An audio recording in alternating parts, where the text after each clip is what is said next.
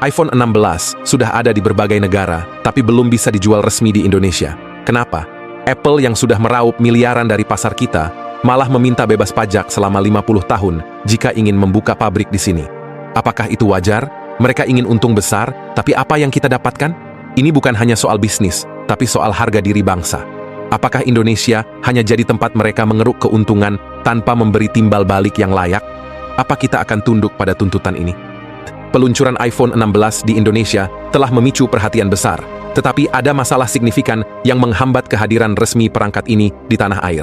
Meski Apple menjadi salah satu produsen smartphone terbesar di dunia, di mana laporan firma riset Canalys menyebutkan bahwa sepanjang tahun 2023 Apple berhasil mengirimkan 229,2 juta unit iPhone di seluruh dunia, atau sekitar 20% dari total pasar smartphone global.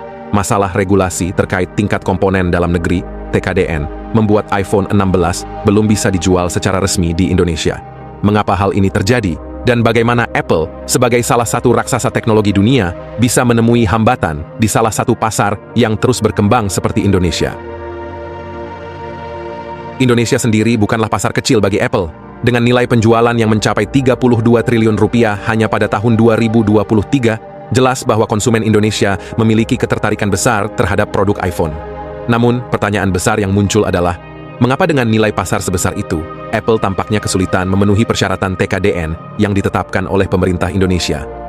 Pemerintah mewajibkan semua perangkat elektronik seperti ponsel, komputer, dan tablet yang ingin dipasarkan di Indonesia harus memenuhi nilai TKDN minimal sebesar 35%. Angka ini dimaksudkan untuk memastikan bahwa perusahaan asing tidak hanya memanfaatkan pasar lokal tanpa memberikan kontribusi nyata pada industri dalam negeri. Sayangnya, sampai saat ini, Apple belum memenuhi persyaratan tersebut. Sebelumnya, Apple telah menandatangani komitmen investasi sebesar 1,7 triliun dengan pemerintah Indonesia. Namun, hingga saat ini, realisasi investasi tersebut baru mencapai 1,48 triliun rupiah, yang berarti masih ada kekurangan 240 miliar rupiah yang belum dipenuhi oleh Apple. Ironisnya, sementara Apple terus menikmati keuntungan besar dari pasar Indonesia, mereka tampaknya masih belum menunjukkan komitmen penuh untuk berinvestasi dan membangun manufaktur di negara ini, berbeda dengan perusahaan teknologi lain yang sudah lebih jauh dalam memenuhi kewajiban mereka. Dalam konteks ini, pemerintah Indonesia jelas ingin melindungi industri dalam negeri sambil memastikan bahwa negara tidak hanya menjadi pasar konsumtif bagi produk asing. Jika Apple terus mengabaikan kewajiban investasi dan hanya ingin memanfaatkan pasar Indonesia untuk keuntungan sepihak, pemerintah berhak menahan izin penjualan iPhone 16 di Indonesia. Dengan melihat betapa besar kontribusi Indonesia terhadap penjualan global Apple, tuntutan agar perusahaan ini memberikan lebih banyak dalam hal investasi dan produksi di dalam negeri bukanlah sesuatu yang berlebihan. Bahkan, dari total 2,79 juta unit smartphone impor ke Indonesia pada tahun 2023, sekitar 85%-nya adalah produk Apple. Hal ini semakin menegaskan bahwa Indonesia merupakan pasar yang sangat penting bagi perusahaan ini. Namun tantangan yang dihadapi pemerintah bukan hanya soal memenuhi persyaratan TKDN. Apple dilaporkan meminta sejumlah insentif yang sangat besar dari pemerintah Indonesia jika mereka harus membuka pabrik di sini. Salah satu tuntutan Apple yang paling kontroversial adalah permintaan bebas pajak selama 50 tahun jika mereka berinvestasi di Indonesia. Mereka beralasan bahwa negara tetangga seperti Vietnam bersedia memberikan insentif semacam itu, sehingga Apple merasa berhak meminta hal yang sama di Indonesia. Tetapi, mengingat besarnya pasar Indonesia yang jauh lebih besar daripada Vietnam, pemerintah Indonesia tidak merasa bahwa permintaan Apple tersebut adil.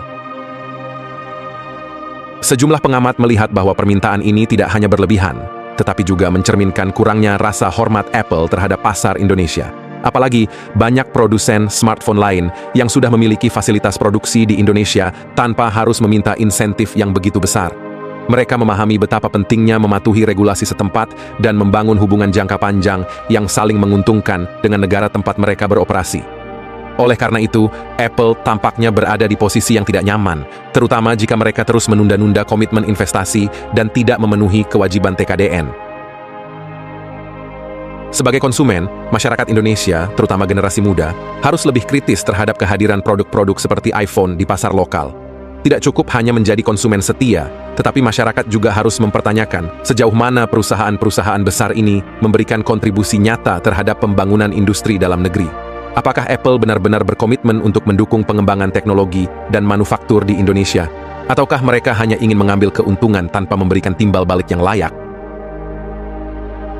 Lebih jauh lagi, masalah ini juga mencerminkan tantangan yang dihadapi Indonesia dalam menarik investasi asing.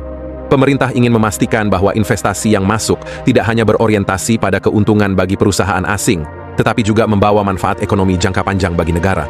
Jika Apple tetap bersikeras dengan tuntutan mereka yang berlebihan, maka ada kemungkinan pemerintah akan terus menahan izin penjualan iPhone 16 hingga perusahaan tersebut menunjukkan komitmen yang lebih nyata terhadap pasar Indonesia.